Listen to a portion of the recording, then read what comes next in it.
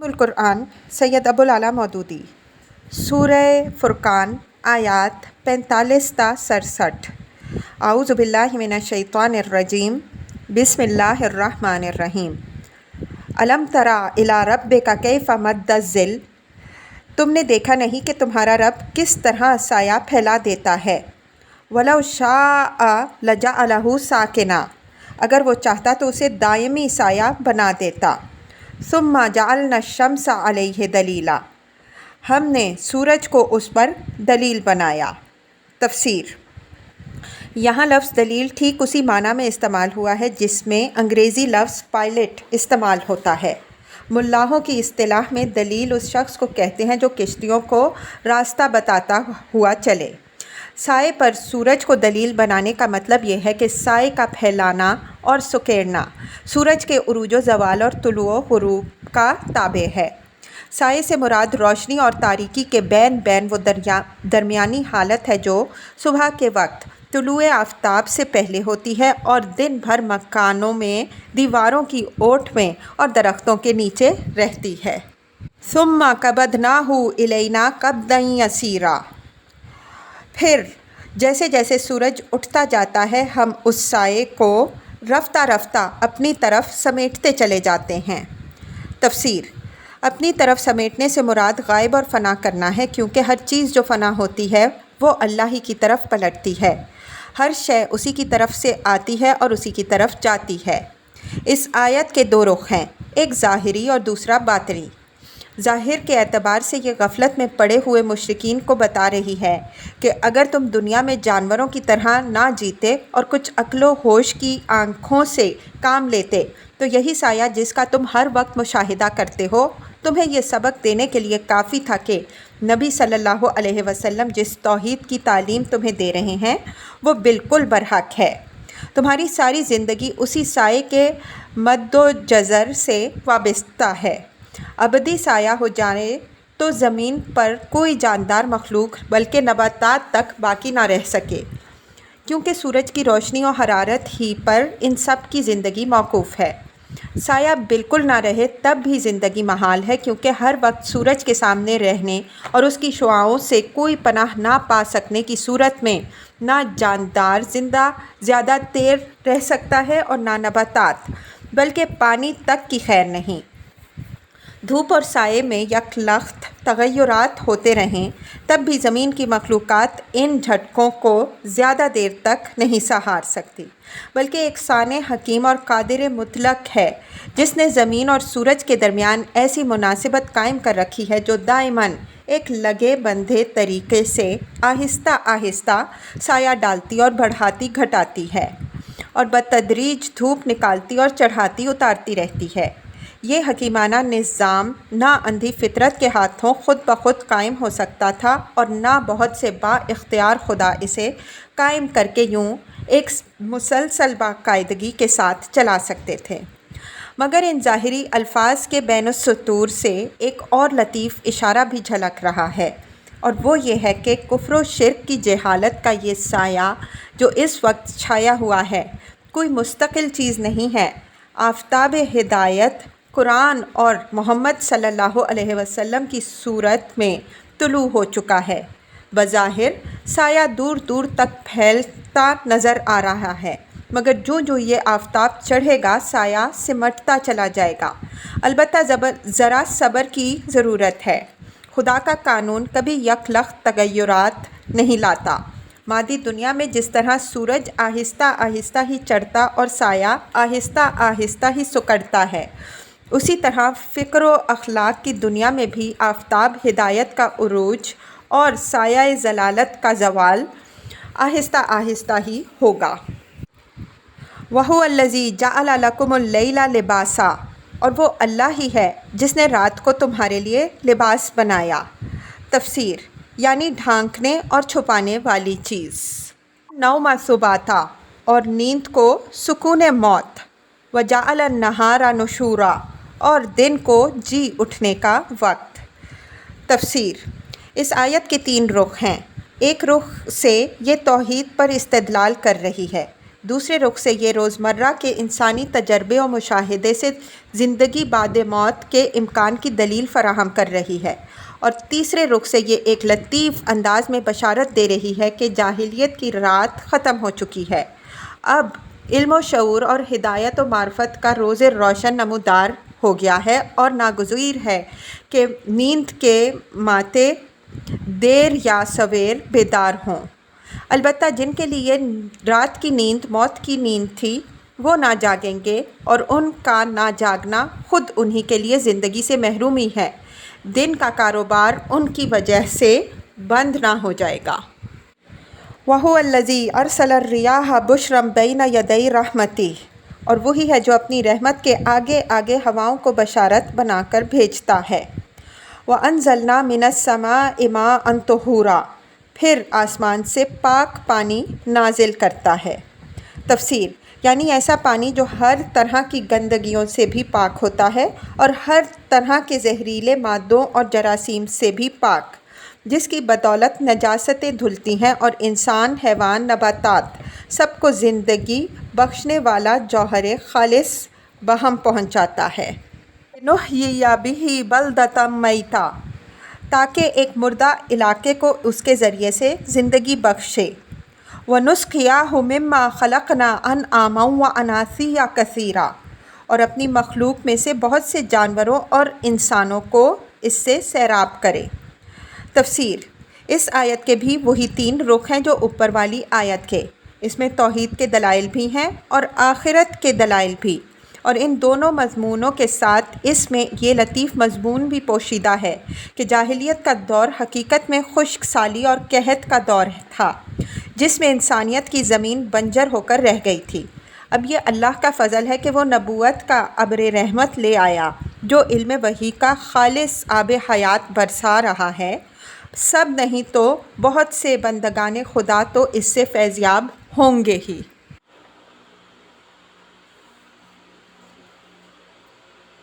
قد صرفنا بینہم لیذکروا، اس کرشمے کو ہم بار بار ان کے سامنے لاتے ہیں تاکہ وہ کچھ سبق لیں۔ تفسیر، اصل الفاظ ہیں لقد صرفناہ، اس کے 3 معنی ہو سکتے ہیں۔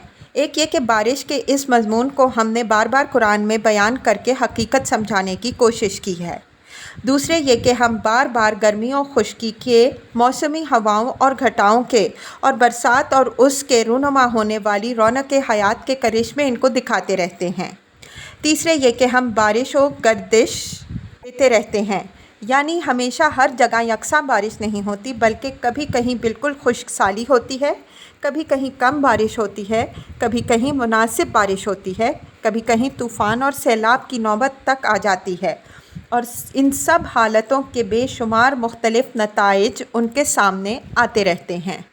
فَأَبَىٰ أَكْثَرُ النَّاسِ إِلَّا كُفُورًا، مگر اکثر لوگ کفر اور ناشکری کے سوا کوئی دوسرا رویہ اختیار کرنے سے انکار کرتے ہیں۔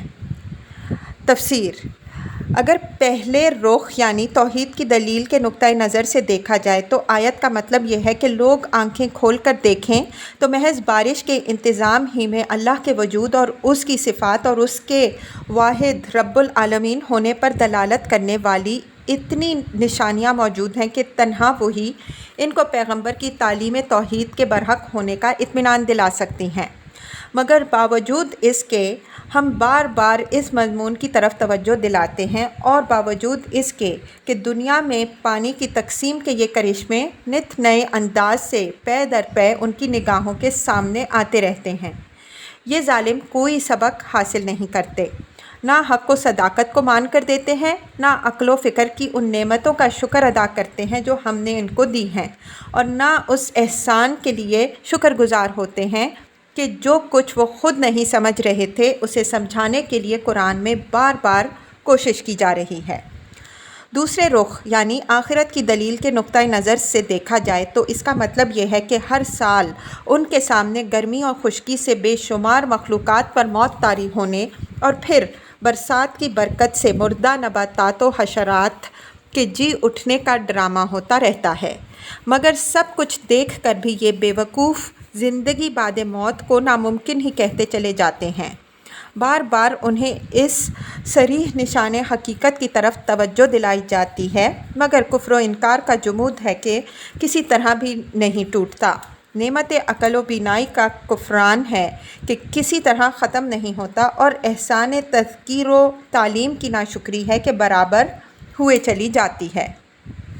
اگر تیسرے رخ یعنی خشک سالی سے جاہلیت کی اور باران رحمت سے وحی نبوت کی تشبیہ کو نگاہ میں رکھ کر دیکھا جائے تو آیت کا مطلب یہ ہے کہ انسانی تاریخ کے دوران میں بار بار یہ منظر سامنے آتا رہا ہے کہ جب کبھی دنیا نبی اور کتاب الہی کے فیض سے محروم ہوئی، انسانیت بنجر ہو گئی اور فکر و اخلاق کی زمین میں خاردار جھاڑیوں کے سوا کچھ نہ اگا، اور جب کبھی وحی اور رسالت کا آب حیات اس زمین کو وہاں پہنچ گیا، گلشن انسانیت لہلہا اٹھی، جہالت و جاہلیت کی جگہ علم نے لی، ظلم و طغیان کی جگہ انصاف قائم ہوا، فسق و فجور کی جگہ اخلاقی فضائل کے پھول کھلے۔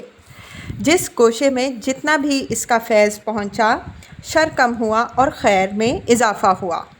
انبیاء علیہم السلام کی آمد ہمیشہ ایک خوشگوار اور فائدہ بخش فکری اور اخلاقی انقلاب ہی کی موجب ہوئی ہے، لیکن اس سے برے نتائج رونما نہیں ہوئے، اور انبیاء علیہم السلام کی ہدایت سے محروم یا منحرف ہو کر ہمیشہ انسانیت نے نقصان ہی اٹھایا ہے، کبھی اس سے اچھے نتائج برآمد نہیں ہوئے۔ یہ منظر تاریخ میں بار بار دکھائی دیتا ہے، اور قرآن بھی اس کی طرف بار بار توجہ دلاتا ہے، مگر لوگ پھر بھی سبق نہیں لیتے۔ ایک حقیقت ہے جس کی صداقت پر ہزارہا برس کے انسانی تجربے کی مہر ثبت ہو چکی ہے، مگر اس کا انکار کیا جا رہا ہے، اور آج خدا نے نبی اور کتاب کی نعمت سے جس بستی کو نوازا ہے، وہ اس کا شکر ادا کرنے کے بجائے الٹی ناشکری کرنے پر تلی ہوئی ہے۔ وَلَوْ شِئْنَا لَبَعَثْنَا فِي كُلِّ قَرْيَةٍ نَذِيرًا، اگر ہم چاہتے تو ایک ایک بستی میں ایک ایک نذیر اٹھا کھڑا کرتے۔ تفسیر یعنی ایسا کرنا ہماری قدرت سے باہر نہ تھا، چاہتے تو جگہ جگہ نبی پیدا کر سکتے تھے، مگر ہم نے ایسا نہیں کیا اور دنیا بھر کے لیے ایک ہی نبی مبعوث کر دیا۔ جس طرح ایک سورج سارے جہان کے لیے کافی ہو رہا ہے، اسی طرح یہ اکیلا آفتاب ہدایت ہی سب جہان والوں کے لیے کافی ہے۔ فَلَا تُطِعِ الْكَافِرِينَ، پس اے نبی صلی اللہ علیہ وسلم کافروں کی بات ہرگز نہ مانو۔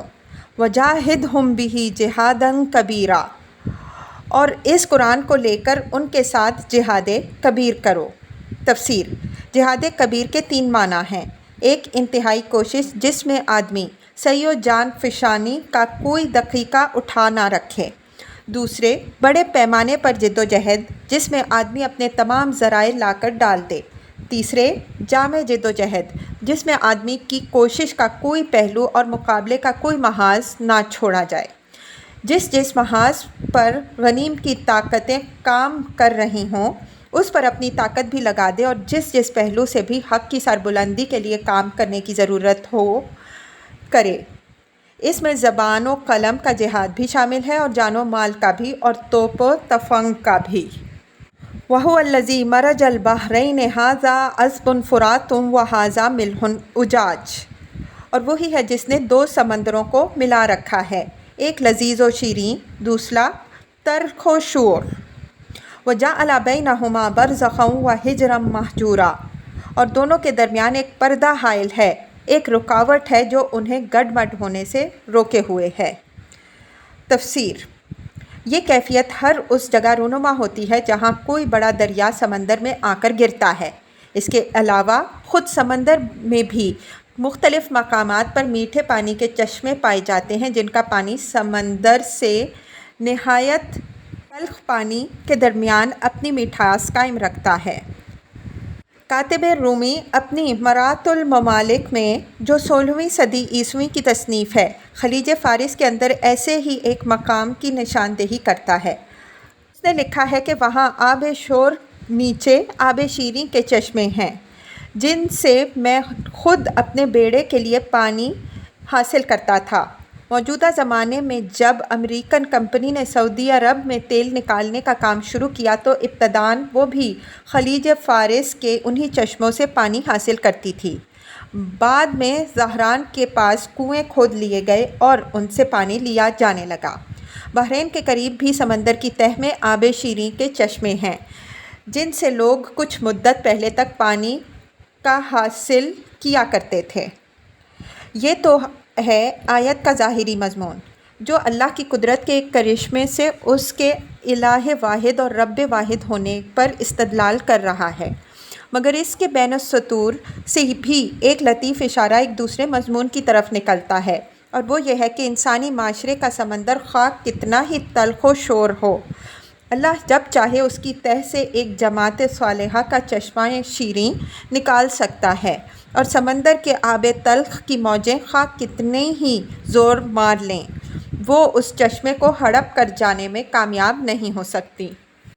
وَهُوَ الَّذِي خَلَقَ مِنَ الْمَاءِ بَشَرًا فَجَعَلَهُ نَسَبًا وَصَهْرًا، اور وہی ہے جس نے پانی میں سے ایک بشر پیدا کیا، پھر اس سے نسب اور سسرال کے دو الگ الگ سلسلے چلائے۔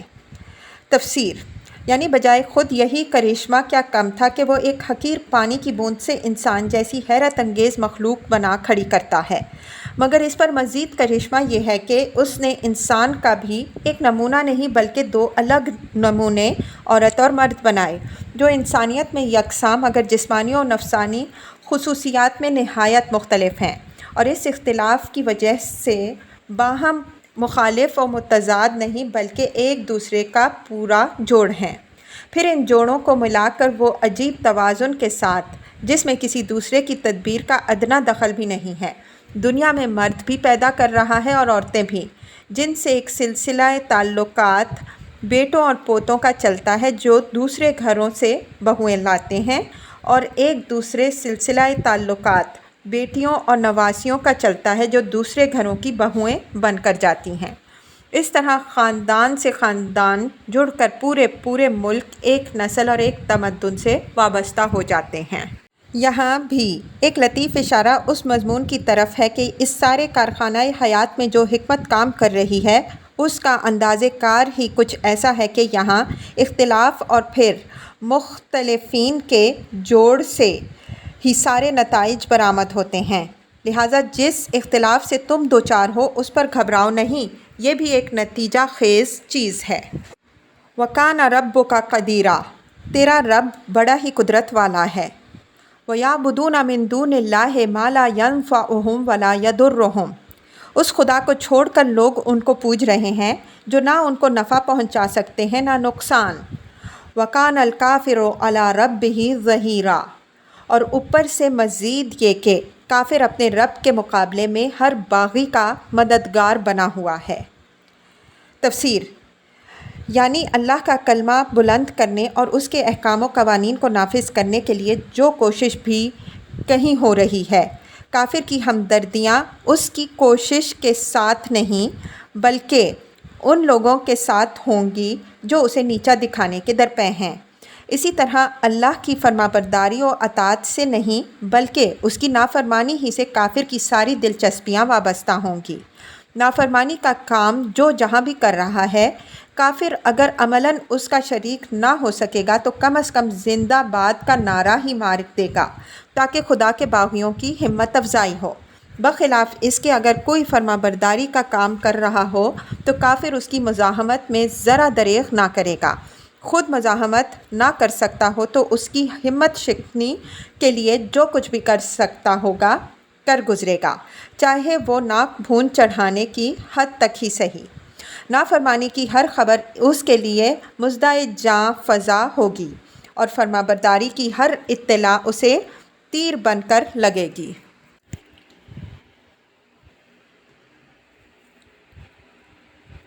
وَمَا أَرْسَلْنَاكَ إِلَّا مُبَشِّرًا وَنَذِيرًا، اے محمد صلی اللہ علیہ وسلم، تم کو ہم نے بس ایک مبشر اور نذیر بنا کر بھیجا ہے۔ تفسیر، یعنی تمہارا کام نہ کسی ایمان لانے والے کو جزا دینا ہے نہ کسی انکار کرنے والے کو سزا دینا، تم کسی کو ایمان کی طرف کھینچ لانے اور انکار سے زبردستی روک دینے پر مامور نہیں کیے گئے ہو۔ تمہاری ذمہ داری اس سے زیادہ کچھ نہیں ہے کہ جو راہ راست قبول کرے اسے انجام نیک کی بشارت دے دو، اور جو اپنی راہی پر جمع رہے اس کو اللہ کی پکڑ سے ڈراؤ۔ اس طرح کے ارشادات قرآن مجید میں جہاں بھی آئے ہیں ان کا اصل روئے سخن کفار کی طرف ہے، اور مقصد دراصل ان کو یہ بتانا ہے کہ نبی ایک بے غرض مصلح ہوتا ہے جو خلق خدا کی بھلائی کے لیے خدا کا پیغام پہنچاتا ہے اور انہیں ان کے انجام کا نیک و بد بتا دیتا ہے۔ وہ تمہیں زبردستی تو اس پیغام کے قبول کرنے پر مجبور نہیں کرتا کہ تم خواہ مخواہ اس پر بگڑنے اور لڑنے پر تل جاؤ۔ تم مانو گے تو اپنا ہی بھلا کرو گے، اسے کچھ نہ دے دو گے، نہ مانو گے تو اپنا ہی نقصان کرو گے، اس کا کچھ نہ بگاڑو گے۔ وہ پیغام پہنچا کر سبکدوش ہو چکا ہے، اب تمہارا معاملہ ہم سے ہے۔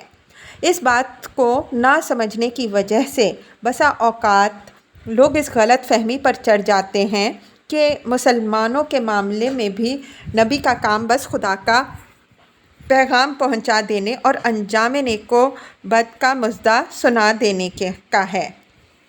حالانکہ قرآن جگہ جگہ اور بار بار تصریح کرتا ہے کہ مسلمانوں کے لیے نبی صلی اللہ علیہ وسلم صرف مبشر ہی نہیں بلکہ معلم اور مزکی اور نمونہ عمل بھی ہیں، حاکم اور قاضی اور امیر مطاع بھی، اور اس کی زبان سے نکلا ہوا ہر فرمان ان کے حق میں قانون کا حکم رکھتا ہے، جس کے آگے ان کو دل کی پوری رضامندی اور سے سر تسلیم خم کرنا چاہیے۔ لہٰذا غلطی کرتا ہے وہ شخص جو ما علی الرسول الا البلاغ اور وما ارسلناک الا مبشرا و نذیرا، اور اسی مضمون کی دوسری آیات کو نبی اور اہل ایمان کے باہمی تعلق پر چسپاں کرتا ہے۔ قل ما اسألکم علیہ من اجر الا من شاء ان یتخذ الی ربہ سبیلا۔ ان سے کہہ دو میں اس کام پر تم سے کوئی اجرت نہیں مانگتا، میری اجرت بس یہی ہے کہ جس کا جی چاہے وہ اپنے رب کا راستہ اختیار کرے۔ وتوکل علی الحی الذی لا یموت وسبح بحمدہ۔ اے محمد صلی اللہ علیہ وسلم، اس خدا پر بھروسہ رکھو جو زندہ ہے اور کبھی مرنے والا نہیں، اس کی حمد کے ساتھ اس کی تسبیح کرو۔ وکفیٰ بہ بذنوب عبادہ خبیرا، اور اپنے بندوں کے گناہوں سے بس اسی کا باخبر ہونا کافی ہے۔ الذی خلق السماوات والارض وما بینہما فی ستۃ ایام، وہ جس نے 6 دنوں میں زمین اور آسمانوں کو اور ان ساری چیزوں کو بنا رکھ دیا جو آسمان اور زمین کے درمیان ہیں۔ ثم استویٰ علی العرش، پھر آپ ہی کائنات کے تخت سلطنت عرش پر جلوہ فرما ہوا۔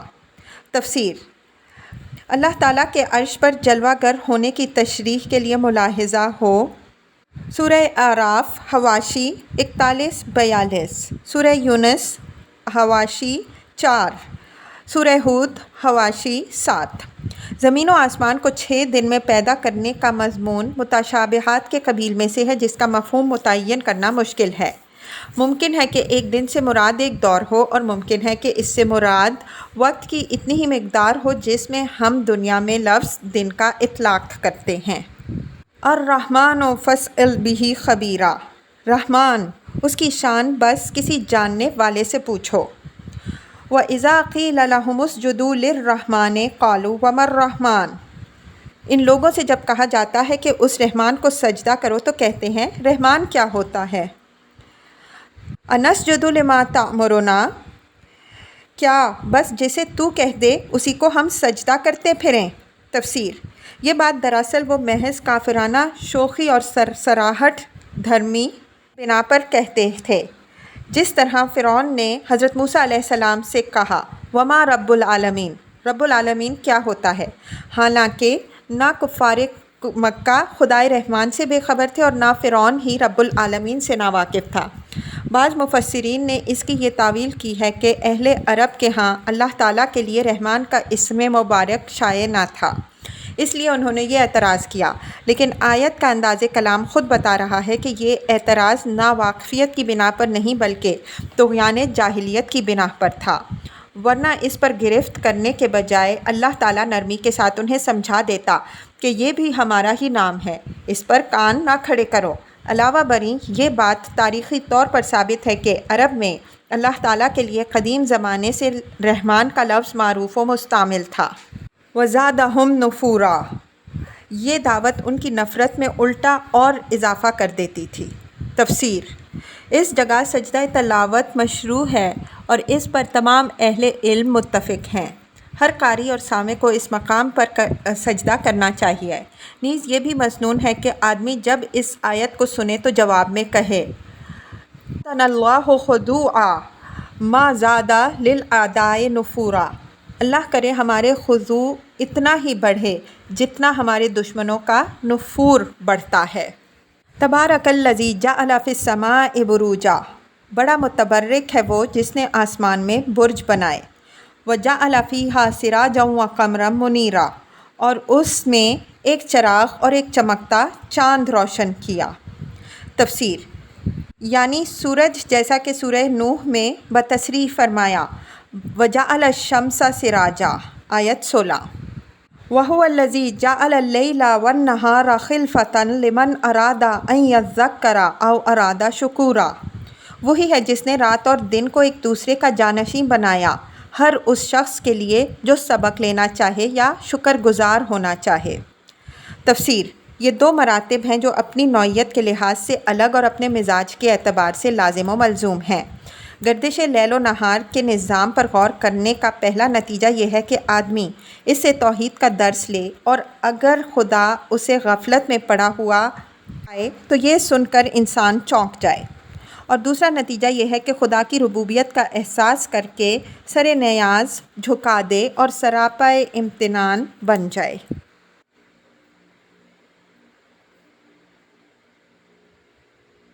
وعباد الرحمن، رحمان کے اصلی بندے۔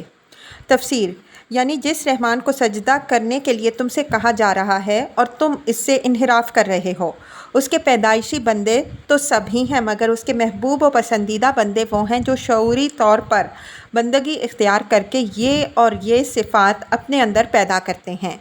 نیز یہ کہ وہ سجدہ جس کی تمہیں دعوت دی جا رہی ہے اس کے نتائج یہ ہیں جو اس کی بندگی قبول کرنے والوں کی زندگی میں نظر آتے ہیں، اور اس کے انکار کے نتائج وہ ہیں جو تم لوگوں کی زندگیوں میں عیاں ہیں۔ اس مقام پر اصل مقصود سیرت و اخلاق کے دو نمونوں کا تقابل ہے۔ ایک وہ نمونہ جو محمد صلی اللہ علیہ وسلم کی پیروی قبول کرنے والوں میں پیدا ہو رہا تھا، اور دوسرا وہ جو جاہلیت پر جمے ہوئے لوگوں کی طرف سے نظر آ رہا تھا۔ لیکن اس تقابل کے لیے طریقہ یہ اختیار کیا گیا کہ صرف پہلے نمونے کی نمایاں خصوصیات کو سامنے رکھ دیا اور دوسرے نمونے کو ہر دیکھنے والی آنکھ اور سوچنے والے ذہن پر چھوڑ دیا کہ وہ آپ ہی مقابل کی تصویر کو دیکھے اور آپ ہی دونوں کا موازنہ کر لے۔ اس کے بیان کی حاجت نہ تھی کیونکہ وہ گردش و پیش سارے معاشرے میں موجود تھا۔ الذین یمشون علی الارض ہونا، جو زمین پر نرم چال چلتے ہیں۔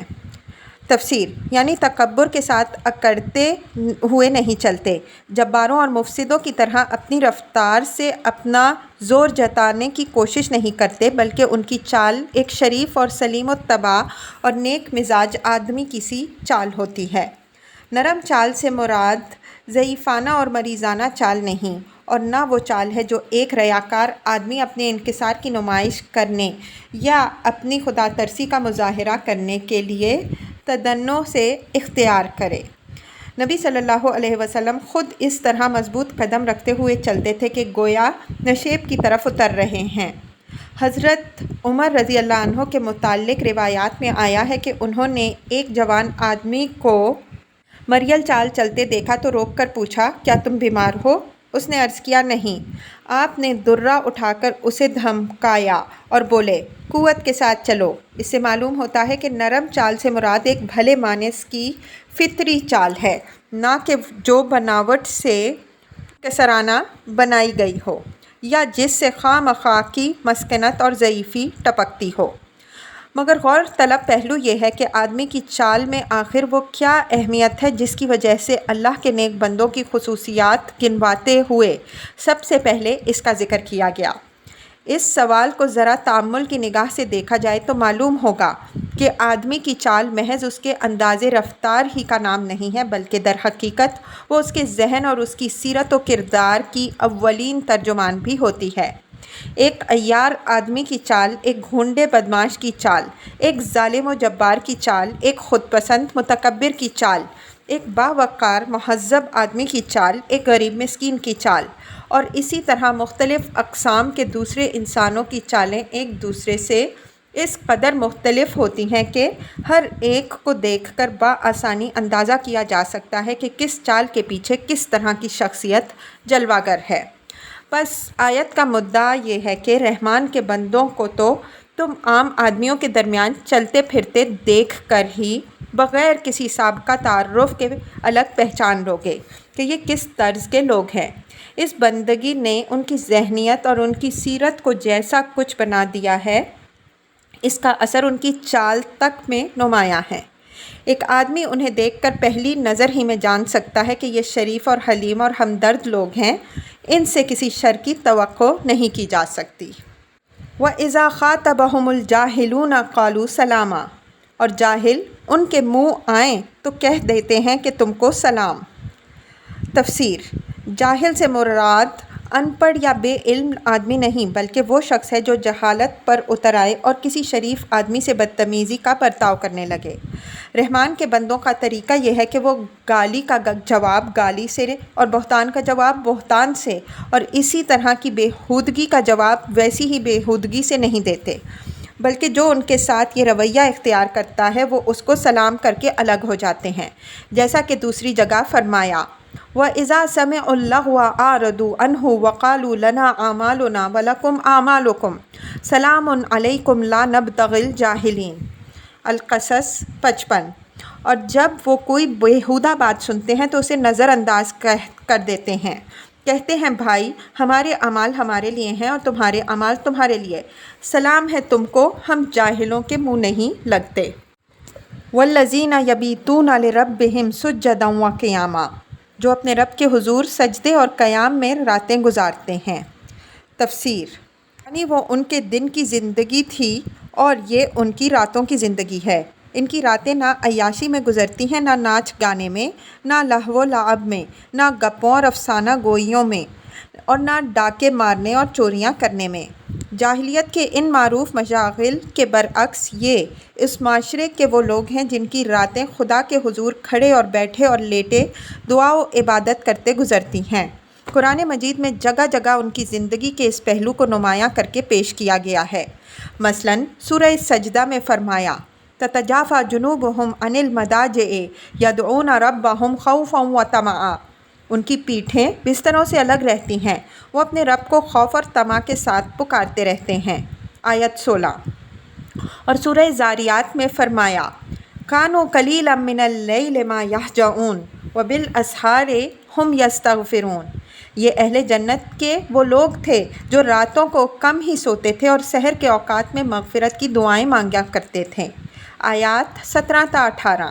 اور سورہ زمر میں ارشاد ہوا أَفَمَنْ هُوَ قَانِتٌ آنَاءَ اللَّيْلِ سَاجِدًا وَقَائِمًا يَحْذَرُ الْآخِرَةَ وَيَرْجُو رَحْمَتَ رَبِّهِ، کیا اس شخص کا انجام کسی مشرک جیسا ہو سکتا ہے جو اللہ کا فرما بردار ہو، رات کے اوقات میں سجدہ کرتا اور کھڑا رہتا ہو، آخرت سے ڈرتا اور اپنے رب کی رحمت کی آس لگائے ہوئے ہو۔ وَالَّذِينَ يَقُولُونَ رَبَّنَا اصْرِفْ عَنَّا عَذَابَ جَهَنَّمَ، جو دعائیں کرتے ہیں کہ اے ہمارے رب جہنم کے عذاب سے ہمیں بچا لے۔ إِنَّ عَذَابَهَا كَانَ غَرَامًا، اس کا عذاب تو جان کا لاگو ہے۔ إِنَّهَا سَاءَتْ مُسْتَقَرًّا وَمُقَامًا، وہ تو بڑا ہی برا مستقر اور مقام ہے۔ تفسیر: یعنی یہ عبادت ان میں کوئی غرور پیدا نہیں کرتی، انہیں اس بات کا کوئی زوم نہیں ہوتا کہ ہم تو اللہ کے پیارے اور اس کے چہیتے ہیں، بھلا آگ ہمیں کیسے چھو سکتی ہے، بلکہ اپنی ساری نیکیوں اور عبادتوں کے باوجود وہ اس خوف میں کانپتے رہتے ہیں کہ کہیں ہمارے عمل میں کوتاہی کو مبتلائے عذاب نہ کر دے۔ وہ اپنے تقویٰ کے زور سے جنت جیت لینے کا پندار نہیں رکھتے، بلکہ اپنی انسانی کمزوریوں کا اعتراف کرتے ہوئے عذاب سے بچ نکلنے ہی کو غنیمت سمجھتے ہیں، اور اس کے لیے بھی ان کا اعتماد اپنے عمل پہ نہیں بلکہ اللہ کے رحم و کرم پر ہوتا ہے۔ وَالَّذِينَ إِذَا أَنفَقُوا لَمْ يُسْرِفُوا وَلَمْ يَقْتُرُوا، جو خرچ کرتے ہیں تو نہ فضول خرچی کرتے ہیں نہ بخل کرتے ہیں۔